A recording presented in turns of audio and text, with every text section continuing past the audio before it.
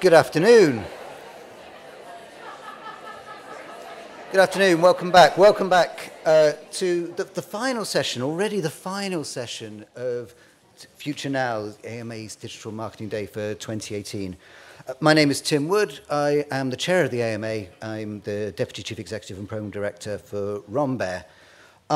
So there are three parts to this final session. The first part is the most exciting. It's the annual general meeting of the Arts Marketing Association. This will take about 2 minutes. So AMA is a membership organisation. For that reason, we have to have a meeting every year where there are 60+ members, and we take this opportunity to do that. You will have been circulated an agenda in advance together with other papers for this AGM. I'm sure you've digested them. Firstly, I need to ask, are there any apologies, apart from those of you who are now feeling sorry for coming back early from... Are there any apologies? I don't see anybody apologising. Okay, the next is the minutes from the last year's AGM, which I have a copy here. You were emailed a link to the minutes. It's less than a page from last year's AGM. Can I get somebody to propose that we approve the minutes from last year's AGM? I'm looking for a hand. There's one right at the front. Can you say your name and where you're from? Thank you, Jack. And anybody want to second that we approve this? I can see towards the middle. Yes. Joe. Thank you, Joe. Okay. Then, anybody object to us approving those minutes? This is going great. Are there any matters arising from the minutes? No. Then I come on to the exciting bit. The election of board members. So, as I mentioned, the AMA is a membership organisation. The board is elected from that membership. We recently had a round of elections, and thank you, firstly, to everybody who stood for election to the board. There were 13 people standing, which is an extraordinary number of people, and brilliant people they were, who were offering their time and commitment to help the future of the AMA. Thank you also to everybody who voted. We had a record-breaking number of votes cast this year, which means that the success of those people who are elected is, I guess, even more impressive. We had 2 members of the board who stood down in the course of the year, those being Carol Jones and Joe Taylor, and I want to thank both of them for all the work that they've done for the AMA over the years. There's also 2 people who were due to stand, their time had come to stand for re-election, should they want to, and one of them was me, and one of them was Kat Havelock. And so that also created then potentially 2 new places for people to join the board. So the results of those elections are that Kat and me were re-elected. But much more excitingly, for at least than me, we have 2 new members of the board. And those are Alia Ula, who works for Manchester Museum, and Sandra Reynolds from Heart and Soul. I'm pleased to say...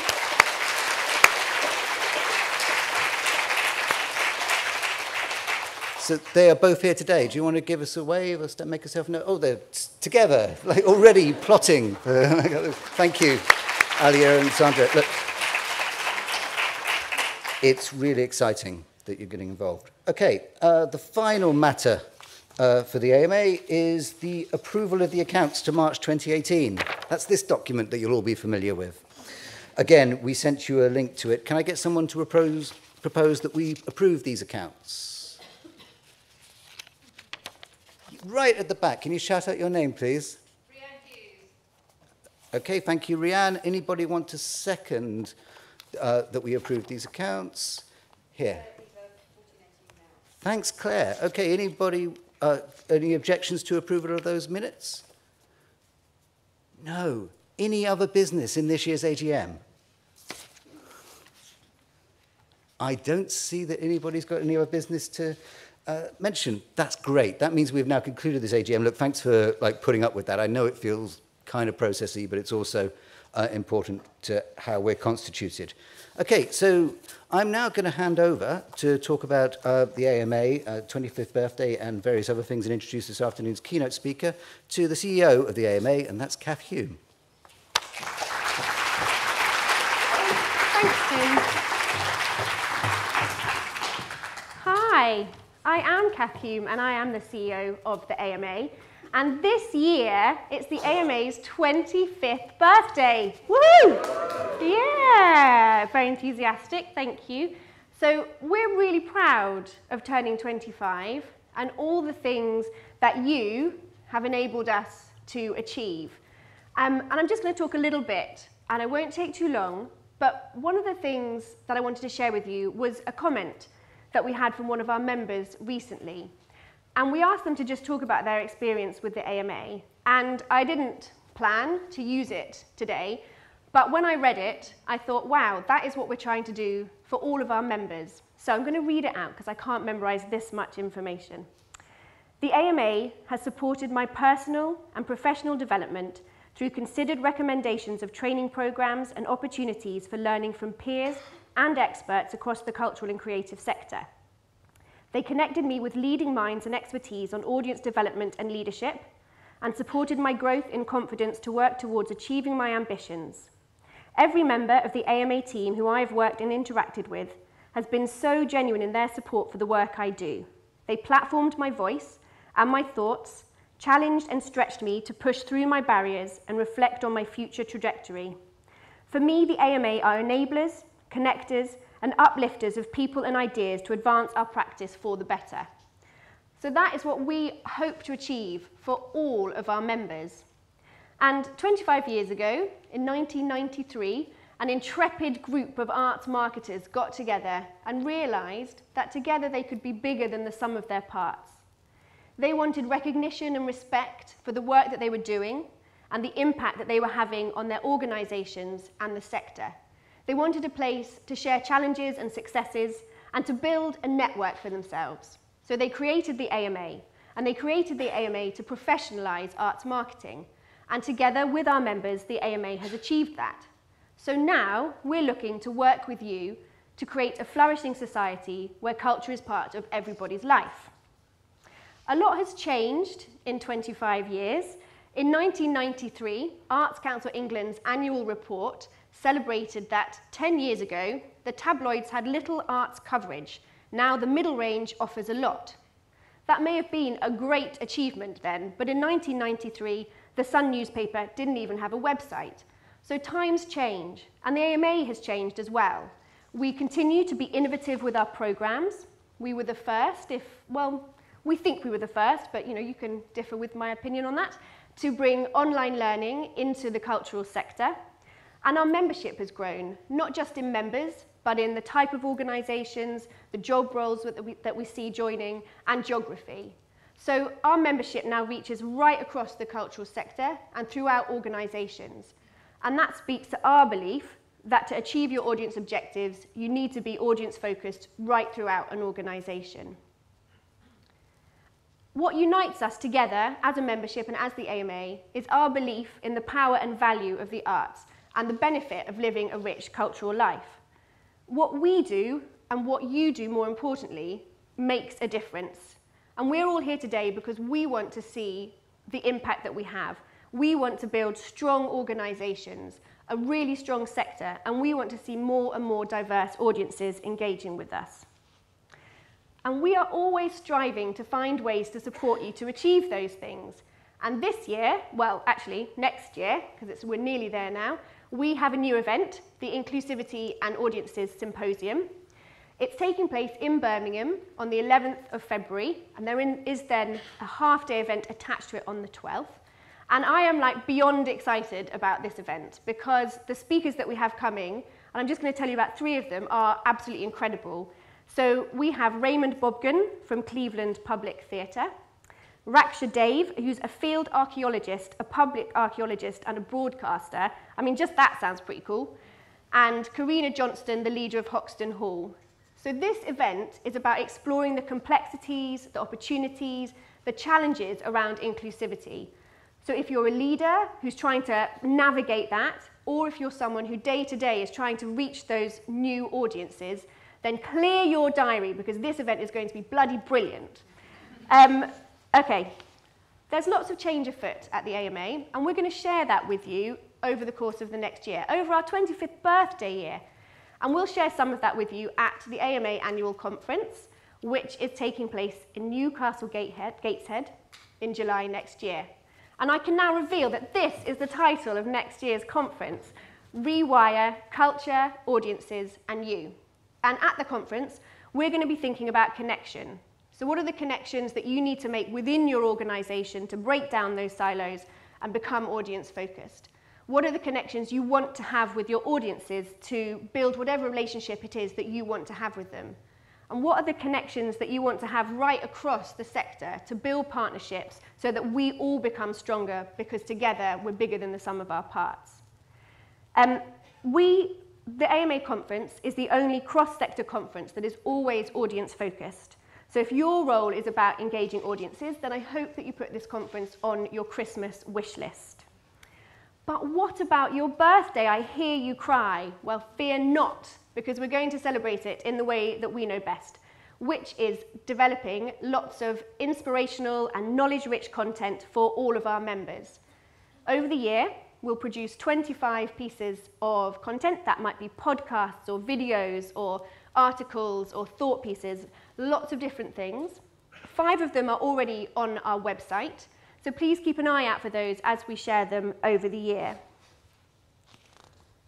Okay, so while the sun may not have jumped on the online bandwagon until 2012, a little company called Google spotted the opportunity earlier in 1998 when the AMA was 5. And I'm delighted to be able to welcome Suhair Khan today. Suhair leads the UK partnerships and projects for Google Arts and Culture. And she is going to help us think about where the future of digital is heading and what that means for the cultural sector. You're going to be able to ask questions, everyone in London, you can ask questions right here, everyone in Glasgow, hello, and it's lovely to have you with us. You can ask questions on Slido. So get your Slido on and put your hands together to help me welcome Suhair Khan.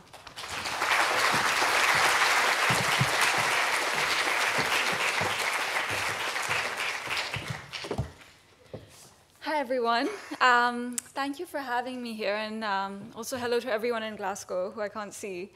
And congratulations on turning 25, very exciting. So I'm going to talk a little bit about of what we do at Google Arts and Culture, but actually I know there's lots of people here who are very familiar with the platform and what we do. So if I could get a little show of hands, anyone who's worked with us before or has the app or has taken a selfie. Okay, quite a few people. So I'm sorry if this becomes very sort of stuff that you've already heard or that feels quite repetitive. Just put up your hand or do something that tells me to hurry up, so I know that, that I'm not repeating information. But Google Arts and Culture, I'll give a quick intro and I'll run quite quickly. I want to talk about some of the more recent projects and initiatives that we've undertaken that may or may not be familiar to lots of you here, and also go into what we can do to support you if you don't work with us. I think one of the things that we realize is that lots of smaller institutions don't realize that we're actually open to working with any cultural institution anywhere in the world. And that's something that I really want to make sure that we tap into today, and afterwards obviously answer any questions. So the platform was founded much after the AMA in 2011. It was a 20% project, which means that a few engineers decided that they wanted to spend 20% of their time in the office doing something that wasn't their actual job. And the problem they wanted to address was the problem of there not being enough cultural information online. So they set up this platform with the goal of making culture accessible to anyone, anywhere, and doing so on a digital platform and creating a digital experience that was as rich and immersive as was possible at that particular time. I'm going to show you a quick video and then talk a little bit more. And usually I don't mind if people interrupt and ask questions. So if you have a burning question, raise your hand, and if not, we address it at the end.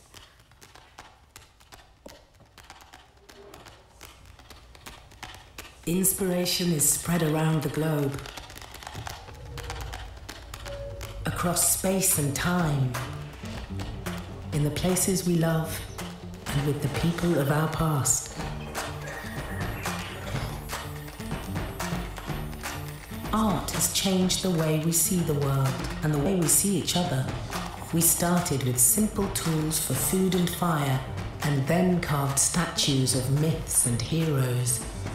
And we built monuments to last forever. There is so much to see, learn, and experience. With the Google Arts and Culture app, you can immerse yourself in 360-degree views using Google Cardboard, or zoom in to reveal the secrets of a masterpiece.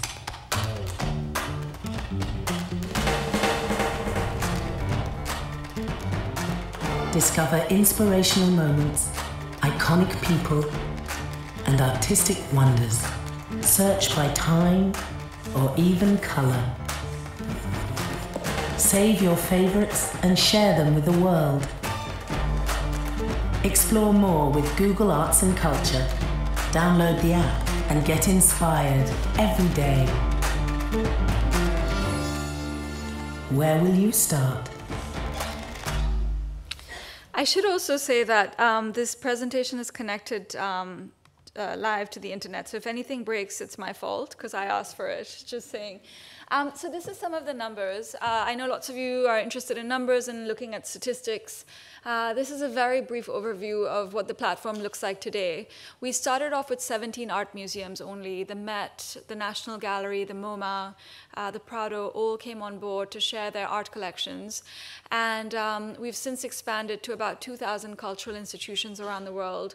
And with that expanded our definition of what is culture and what is a cultural institution. We now have almost 7 million artifacts on the platform, and each of those is actually individually uploaded by the cultural institution in question. They own everything they put on the platform. They have the right to take everything down, and we don't monetize the platform at all. So Google doesn't actually generate any revenue off of the platform. This is some sense of how we look at how we're doing, how we're growing, and also, as you can imagine, we're constantly thinking about other platforms and how we're making sure that we are keeping up with things like mobile and emerging technologies, which I'll talk about a little bit more later.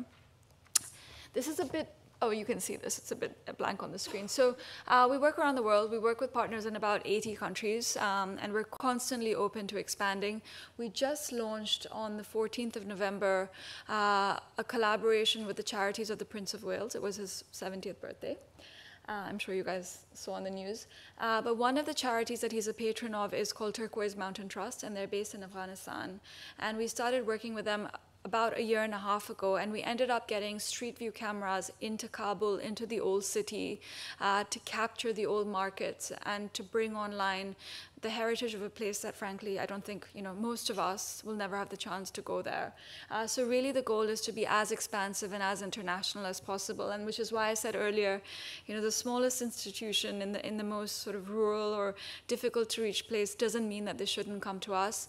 That is part of our mission and our mandate, is to do our best to make sure that we're helping to create access for those institutions to audiences in other countries, but also more of a gift to audiences in places like London who don't have the chance to access that kind of culture and to learn from it.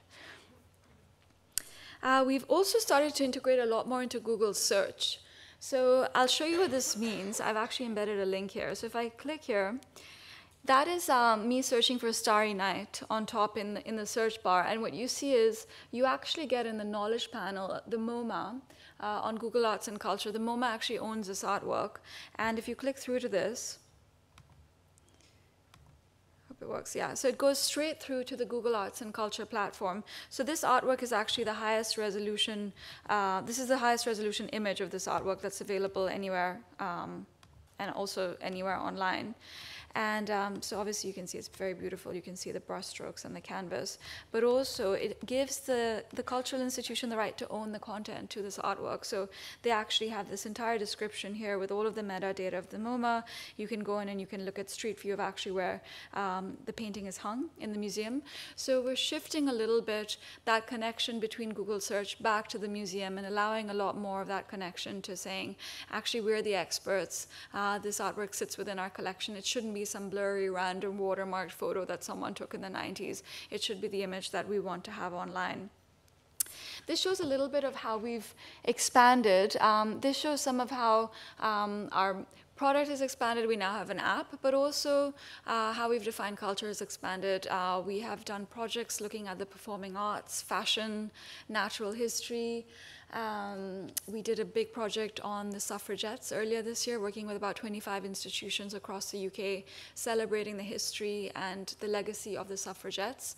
And so really how we're thinking about bringing culture online is shifting, and all of it is driven by the institutions and partners that we work with, which are the museums and cultural institutions. So I'm going to go into that later, but I wanted to start with the lab because I thought a lot of you might be familiar with the online. And the lab is actually something that fewer people have access to. And I'd love to invite, if any of you is with a museum, I'd love to invite you to Paris to come and see it yourselves. But this is in Paris, and it's actually a space where we bring together the idea of technology and art. It's very experimental. It's all behind closed doors. And we are constantly working both directly with artists as well as with museums to think about new ways of bringing things like machine learning or augmented reality, virtual reality to the collections of museums, but also directly to artists, and thinking of ways to engage very directly with them. So I'm going to go through a couple of examples. Did anyone see a red lion in Trafalgar Square in September? Okay, a few of you. So we actually worked with the London Design Festival and Ez Devlin, who is an artist and a designer. She's best known, I think, now for doing the stage designs for Beyonce and Kanye West and U2, but also she's an incredible artist in her own right. And we did this project with her, so I'll show you this video because it's quite cool, and then I'll show you the project.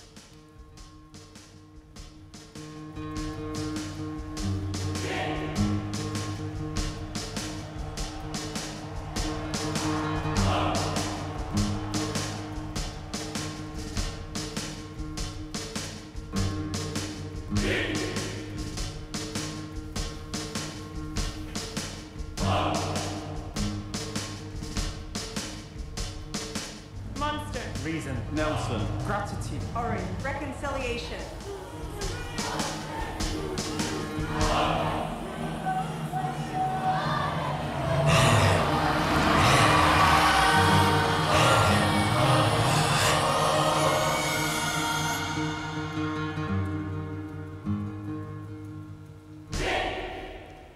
So what this lion did is we actually laser scanned the actual lions in Trafalgar Square and added on a fifth one. Ez said that she wanted to think about what the lions would say if they could speak. And so visitors were actually invited to come up to this new red lion and to feed a word in to its mouth. It would then go into this cache of 19th century poetry that we accumulated in partnership with the computer scientists. And using machine learning, it was able to generate an entirely new poem that sounded like a 19th century poem back for the person who had put this word in. So based on their word, they got a beautiful poem that sounded like it was a 19th century poem. And then it would shoot up Nelson's column and down. And we ended up creating a collective poem for anyone who came to Trafalgar Square over those 5 days. And as you can imagine, we had thousands and thousands of people coming through. This is a little bit of what the project is, and I encourage you to go online and to look at it. Every day we had all of the poems from the day online, and you could actually, you didn't have to be in Trafalgar Square. Our goal is really access. You could come on to the website for the London Design Festival and feed in your word and get your poem that way also. And I'll just show you what it looked like. This is it in Street View. So this is a little bit what it looked like, so you can see people looking at it. And then we also actually 3D scanned it, so I can show you that whilst it was there. So this is actually another feature on our platform is you can actually upload 3D objects onto the platform. And so that's what it looked like. That's Nelson's column, and that's the lion, and you can actually zoom in. It actually imagines what it would look like underneath too, so you see something quite different. Okay, the mouse is stuck, but I recommend that you go and look at it online if you can. And then as you scroll down, you learn about Ez, you learn about the computer scientists who worked on the actual algorithm, why they thought of this idea, how they brought it to life, how they collaborated together as artists, and then also bringing it back to London, Trafalgar Square. The history of this space is a very important point in politics and culture and in the history of the city. So this was a really unusual collaboration for us. It was entirely experimental. We never expected it to end up being this gigantic installation isolation, but the idea of thinking about machine learning and bringing it back to an artist is something that felt very powerful to us, resonated with us, and creating a cultural moment for people to come in and to share was also something that really resonated with us. Another project, was that interesting? Shall I keep showing you these experiments? Okay. So this is also using machine learning. Do most people know about Life magazine? So it's an American publication. It was around for about 80 years, and I think they shut down in 2006. And over the course of those decades, they commissioned millions and millions of photographs, of which only 5% were ever published. All those photos are now held in 3 giant warehouses in the US, and they wanted to bring them online. So we worked with them to digitize, analyze, scan, and bring online these images. But then the question came as to how they were to be explored, because you can bring online 4.5 million images, but then how is anyone going to explore them and what are they going to do with them? So we decided to tag.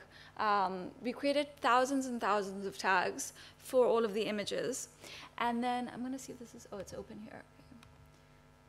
It's like a cooking show. I had set it up before, so it doesn't load. Okay, so here are lots of the tags. And does anyone have a word, just one word that I should look for? Anything? Lobster. What was that? Lobster. Lobster. Okay, let's see. So we search for lobster. And so there you go. And so it's funny also how, I mean, you see this man and the lobster. So this is really just visual recognition. And you know, a lot of the tags we created, a lot of them were automatic. And if you actually go into this, you'll see there's, I don't know why it says wheel, tire, hand. But it just is like this amazing way of exploring this content, which, you know, there's no way they could have taken 4 million images and done anything else around it. And so it is this very new and unique way of exploring stories and content that wouldn't have been possible without the use of machine learning. And that's, you know, obviously now online for the first time for people to see. I'm not going to show you this video. How many people did the art selfie? Has anyone seen it? Okay, so we have about 7 million artworks on our platform, and of those, many tens of thousands are portraits. And this was an experiment we developed in our lab in Paris several years ago with one of the engineers and working with one of the creative coders, thinking it would be very funny to take a selfie of himself and match it to the portraits that we have on the platform. So it is now a feature in the app. We can try it afterwards together, but I recommend you try it for yourself. You take a picture of yourself and it goes through all of the portraits and matches you to the closest possible fit on the platform.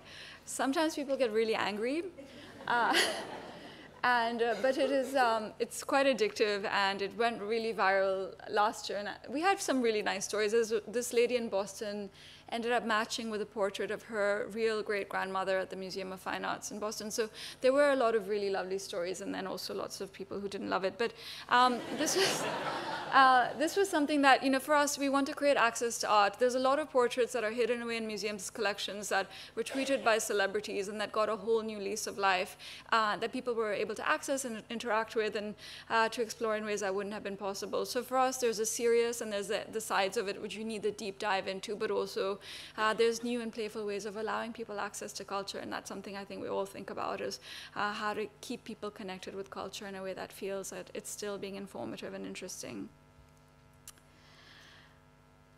I'm not going to stop for questions because we have questions in the end. So the rest of this is really storytelling. So this platform is a storytelling platform. We work with museums and cultural institutions to bring their stories online.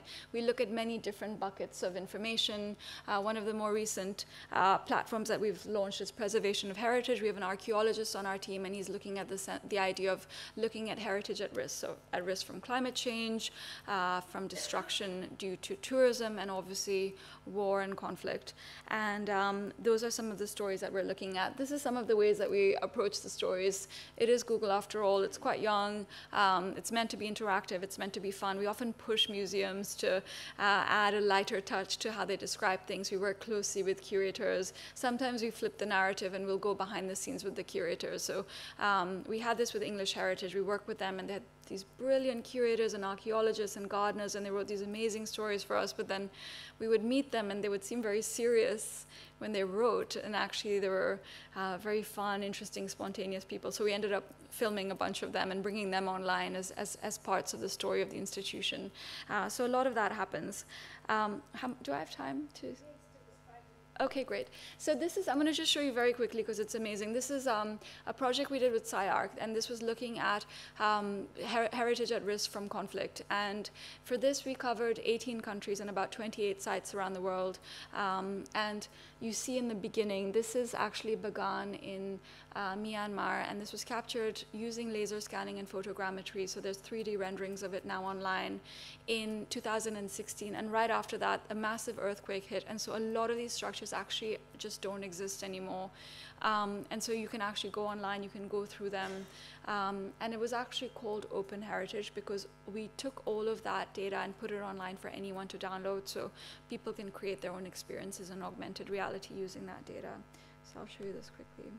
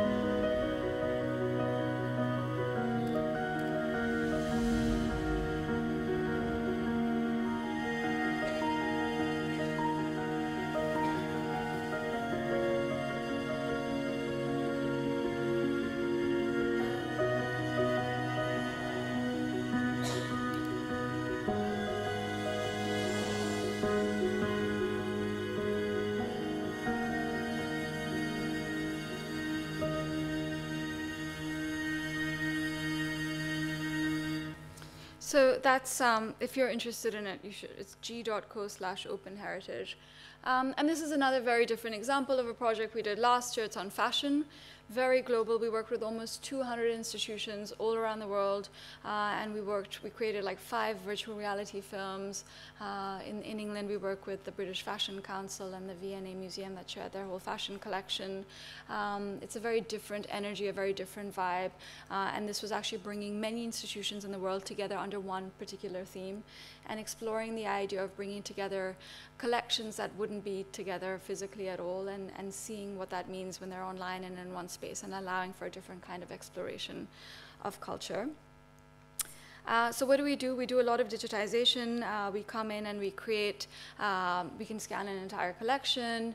We can take very high resolution photography of images. We capture street views, so you can walk down the halls of a castle or a cultural site. This is St. Paul's Cathedral, and this was captured in a high resolution camera. It's about 85 meters from the ground. I'm sure most of you have seen it. But with the help of these cameras, you can actually really see, let it load. You can see it really in incredible detail, the mosaics and really things that you couldn't see with the naked eye. And obviously if you zoom out, you see kind of how far in you've gone. This is Clarence House, which we just launched a couple of weeks ago. So this is Street View. You can walk around. Lots of newspapers love this. They went and looked at all the which photos were where and who was in which of the photos. But you can walk down the halls of the Met in New York. You can go to Petra in Jordan. It is really immersive. It's becoming more and more immersive. There's going to be a lot more of that interactivity within Google Street View in the coming year. And we're going to be doing a lot more with augmented reality also, and that's going to, again, be accessible to most institutions. And there's an online content management system that you can work with to bring your stories online onto the platform. And that's it. I'm going to stop because I know there's probably questions, and I'm happy to discuss more afterwards also. So thank you.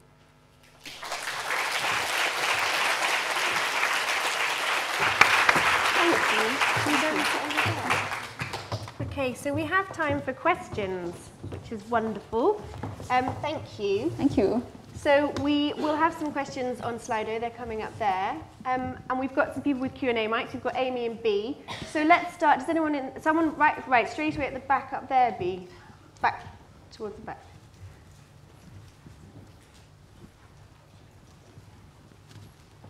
Or can you say your name and the organisation that you're from, please? Yeah, Phil Garnett, Northern Ballet.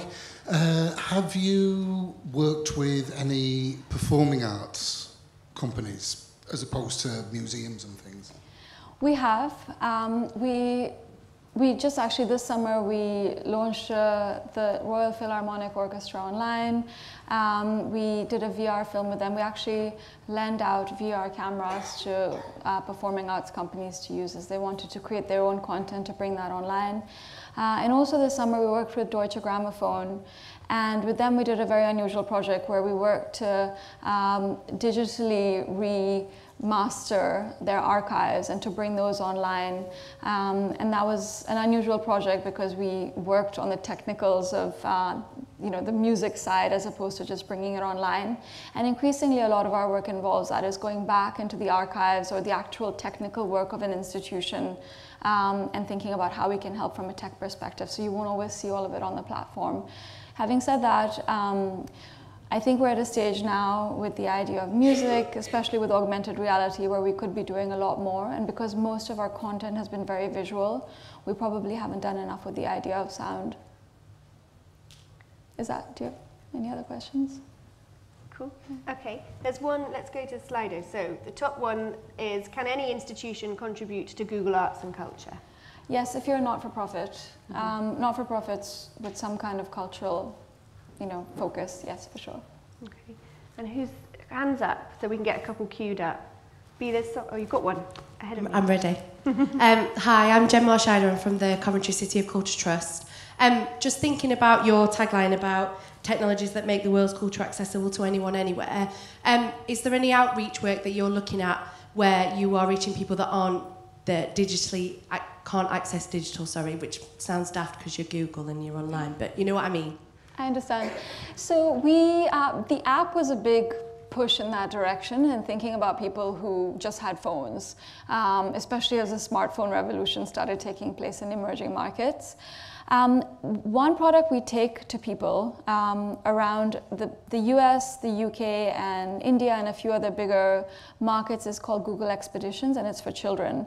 And for that, we take this it's a phone, and there's a Google Cardboard attached to it. So Google Cardboard is a really cheap VR headset. It costs about £5. And Google Expeditions are actually VR experiences of cultural sites. So you could go to the Great Barrier Reef, or you could go to Stonehenge, or you could go to Buckingham Palace, and your teacher will have you put the headset on your face just for less than a minute usually, and walk you through a guided tour of the place, with the history and the background and the stories of it. And then you put it down, and then you start your lesson.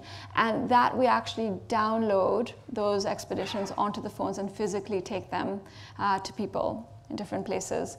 Most of it is digital, as you can imagine. One of the other things that we've done that, apart from the lion, that's pushing towards the idea of physical artifacts. One was actually with the British Museum here. We worked with their amazing Americas curator to look at their Maya collection. They don't really have much space here for the ancient Maya collection. And for that, we actually ended up doing 3D prints of objects that have been destroyed because of whatever, tourism and whatever else, but they had 18th century photographs of them. So we took the photographs and then we created 3D models and we printed them, and those are now available at the museum. But it's generally online, but we're trying to access, it's free, and we try to access anyone who has some kind of device. And there's a question on Slido that's very popular. So you were talking about bringing experiences to people who can't go to them themselves. What are the audience priorities for the work you do? What are the audience? Does that mean sort of who do we target? Yeah, I'm guessing. What do you think about in terms of audiences? I think so. We think of ourselves, I suppose, like a museum would. We're not trying to. This isn't for just young people or old people or just people in America or in India. What ends up happening is particular themes or particular institutions will often have an audience that they want to target. So when we worked with the British Fashion Council, they really wanted to target young people who could possibly be looking for careers in fashion. And considering that as an industry. The Natural History Museum, who we did a really, really fun project with, obviously cared about younger people and in a lot of cases children, and we did lots of Google expeditions with them. So it usually depends on the institution that we're working with. Often, obviously, if something is relevant to a country's culture, you'll have people from that country being really excited and thrilled about it.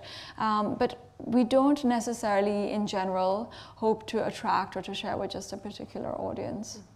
Okay, that makes sense. And we'll come to the room in just a second, but I can see one on Slido that's like flashing at me. My eyesight's not that brilliant though. How does the digital rights management work with content institutions upload, e.g. protection of copyright, etc.? So every institution uploads their own content, inputs their own metadata, adds in any information on rights, and they clear copyright. So if they have the right to share that, they should put it on our platform. And if not, they're always welcome to take it down. Thank you. Okay, in the room, there's someone here, B? Hiya, I'm Zoe, I work with Tara Arts, and I was wondering what is the actual process that's involved with starting to sort of get this information, this archive up into Google Arts and Culture? What are the processes involved in that? So, so now you've met me, so you can email me. But basically, you get in touch with us, and we share a partnership agreement with you, which basically says what I just said, the copyright and whatever else. And we have a team that will train you on how to use our content management system, and then we schedule with you any digitization that you'd like. We send our teams in from around the world to come in and to capture images or scan archives or whatever else. And then we set a mutual time that we want to bring it all online, and we work together to do that, basically. Okay. Any other questions here? Oh, yes, Abby. Hi, Rosie from Sadler's Wells. Because we're talking all about future today, I just wondered what is next for Google Arts and Culture, and if there's any sort of trends or new tools and features that you're looking to launch. Yeah, so yesterday actually we launched an online retrospective on Vermeer, and we have all 36 of his artworks on one platform, so they've obviously come from many countries. And for that, we launched an augmented reality experience within the app. So if you have the app, if it's refreshed, you'll be able to access that. And so now using augmented reality, you can actually hold your phone and basically walk around a virtual gallery and come up close with all 36 artworks as if you're in a virtual space. So that's really something that we've been looking at very closely, is the idea of using your mobile to access things in a more immersive way. And we do think augmented reality is really going to be fun and useful and interesting to do things like bringing together all these artworks which have never been together in one place before. And that'll apply to most cultural contexts, whether it's sport or heritage, whatever else. Also machine learning, that's something that I think is it's prevalent in everything that Google does. And the idea of thinking about how to apply that to large data sets, the collections of entire museums or archives, and thinking of ways to either make them beautifully accessible or rendered, or also just more useful and easy to navigate, is something that I think is really going to be prevalent across the cultural space. We can go to Slido, but is there anyone else just waiting for their opportunity to ask? There we go. But I'll read this Slido out while you get up there, then we'll come to you in a moment. So the top one here is, do you know how engaged users are on the platform? Do they return to it often? Yes, so we track this very closely, and yes, it depends. Most users do return. Often we find that if you really like fashion, you will come to the fashion project a lot because it's about 40,000 assets on the fashion platform. So you'll come because you're a student, you're researching it, or you think it's interesting or cool or whatever else. So we find that it's often quite sort of siloed around the content that you care about, and I wonder if that's similar to museums or not. But in that sense, definitely, we have that. And again, it varies by country, it varies by age group, and we're just seeing a lot more stickiness in the last couple of years as we have a lot more awareness of what we're doing also. Thank you. So, yes. Hello, Henry from the Lowry. Sorry, this is not a marketing question, but I'm just fascinated. How does, with Street View of things like Clarence House, where does security fit into that consideration about what to publish, how to publish? Because surely at some point someone is going to use the access that you're giving them against you. Yes, so definitely we've done the White House and Buckingham Palace, and it's always an issue. So we work super closely with security teams to talk about all of that. And so when this thing goes online, it's in every way been, we've worked with the security teams to make sure that they're happy with how it's presented. It's totally accurate. We haven't made it up. It's the actual immersive experience of it, but it's just put online in a way that's leaving out parts that they don't want people to see and blocking out things that they don't want to share. Importantly, also things like artwork. So if there's an artwork within a Street View experience, even at a museum, I think we've done this with, I shouldn't say, but a bunch of big museums, there might be one artwork that they just can't put online, so we'll blur it out. And that won't be accessible online, but it's a good question. Okay, any more questions here? There's lots more on Slido. Yes, okay, there's a question down here. Well, I'll ask this one, Gemma, while you get down there. So you mentioned that you're keen on working with small niche arts organisations. Are you carrying out any activities to encourage the inclusion of such organisations? So we've realised actually that we need to do more activities to include such organisations because it's just often a lack of awareness and sometimes a lack of sense that you could have access to it. So in the UK and specifically this year, we're going to be doing a couple of activations around the country with other initiatives that were taking place to try to educate and open ourselves up. At the end of the day, though, we are a global platform, and it's very hard for us to go door to door to small organizations to ask them to join. So we do rely on our social media channels and obviously on the website, and often our local teams and ambassadors to put out the word. But it's challenging because we're an online platform and we don't have that kind of on-the-ground group of people. I should add that in terms of how we share the work and market it, we try to make it as accessible as possible. You'll see a lot of this on the Google homepage. So the Prince Charles project was on the Google homepage in the UK, Canada, New Zealand, Nigeria. So we're constantly thinking of ways of making sure that audiences can see this content. Every time there's a Google Doodle that's related to a cultural figure, we will pull in a story from one of our partner institutions, and that'll also be on the Google homepage. So if you've seen the Doodle, you'll end up hopefully clicking on the story and learning sometimes about quite small institutions that are the only institution that has access to those stories or that content. So that is something that we do very proactively, but we have found it challenging making sure that institutions know that they can come to us. Okay. I think this is going to be our final question, so. I'm just going to say, what kind of data or analytics do you expose for arts organisations, for the kind of uploaders? Right, so you can see, when you have a CMS page with us, you can see your data and you can see how people have been accessing your content in the platform. Okay, wonderful, thank you. If you have more questions, then in a moment you can come down and ask them in person, and if you're in Glasgow and you didn't get your question asked and you desperately want it, then get on Slido and start rating it and we'll find out the answer for you. In a moment, Tim Wood is going to join us on stage, but while he makes his way up here, please can you help me in thanking Suhair Khan from Google.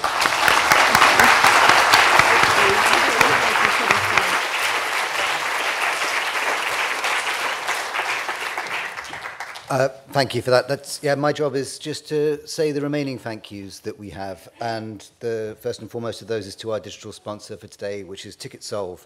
I really need to thank all of the speakers today, both here and in Glasgow, and also thank all the delegates for all your contribution, the questions that you've asked and the engagement that you've given us here. I also want to thank the venue staff at the British Museum and at the Centre for Contemporary Arts, Pilot, who have been looking after the streaming and the technology here, and biggest of all thank yous, I think, go to everybody on the AMA team. I think almost everybody on the staff has been involved, both either here in London or in Glasgow, in putting this event together today, and I'm constantly blown away by the professionalism they bring to these events, as well as the creativity that goes into the programme. If that inspires you, there are more future AMA events that Kath talked about earlier, so we look forward to seeing you, maybe in Birmingham in February for the Audiences and Inclusivity Symposium, or maybe in Gateshead and Newcastle in July for the conference, or the many other things that are happening in between. We're going to email you with forms that it would be great if you could send back to evaluate this event. You'll also get a separate email with links to some of the content that we can share from today. So look out for both of those things in your inbox. Please hand back your lanyard and name badge at the end of this so we can recycle those. That's it. Thank you all very much.